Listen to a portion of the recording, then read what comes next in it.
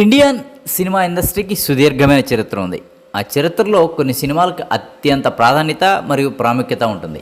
ఆ కొన్ని సినిమాల్లో షోలే ఒక సినిమా అనడంలో ఎలాంటి సందేహం లేదు.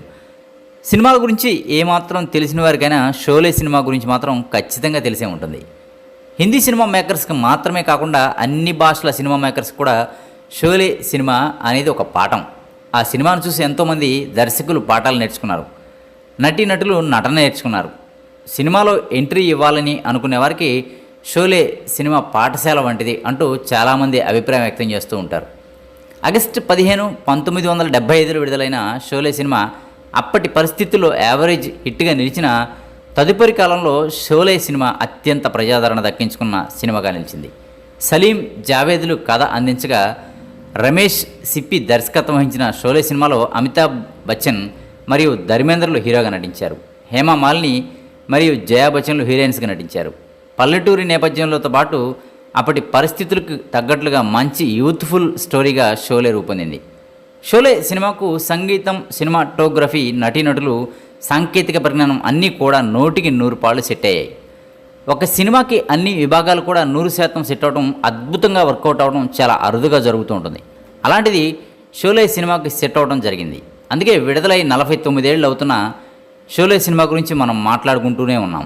షోలే సినిమాలోని మెహబూబా మెహబూబా, ఏ దోస్తి పాటలతో పాటు ఇతర పాటలు ఇంకా కూడా ప్రేక్షకుల ప్లేలిస్ట్లో ఉంటాయి. ఆ పాటలని రిఫరెన్స్గా తీసుకొని కొన్ని వందల పాటలు వచ్చి ఉంటాయి.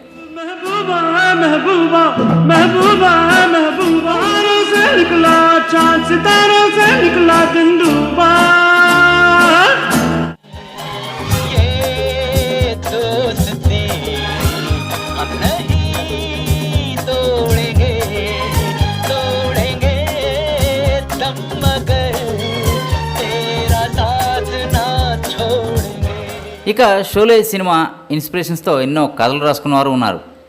హీరోల మధ్య స్నేహంను అద్భుతంగా చూపించడంతో పాటు విలన్గా గబ్బర్ సింగ్ పాత్రని చాలా విభిన్నంగా చూపించడం జరిగింది. అప్పటి వరకు ఇండియన్ సినీ ప్రేక్షకులు చూసిన విలన్స్కి గబ్బర్ సింగ్ చాలా డిఫరెంట్గా కనిపించాడు. విలన్స్లో కూడా ఎలా ఉంటారా అనుకునేవారు చాలామందే ఉన్నారు. షోలే తర్వాత గబ్బర్ సింగ్ తరహాలో ఎంతోమంది విలన్ పాత్రలను డిజైన్ చేసి తమ సినిమాల్లో చూపించడం జరిగింది.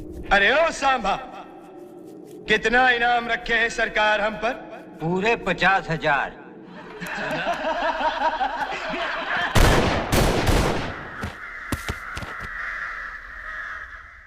వచ్చే ఏడాదికి షోలే సినిమా 50 ఏళ్ళు పూర్తి చేసుకోబోతున్న నేపథ్యంలో దేశవ్యాప్తంగా రిలీజ్ చేయాలని ఫ్యాన్స్ కోరుకుంటున్నారు.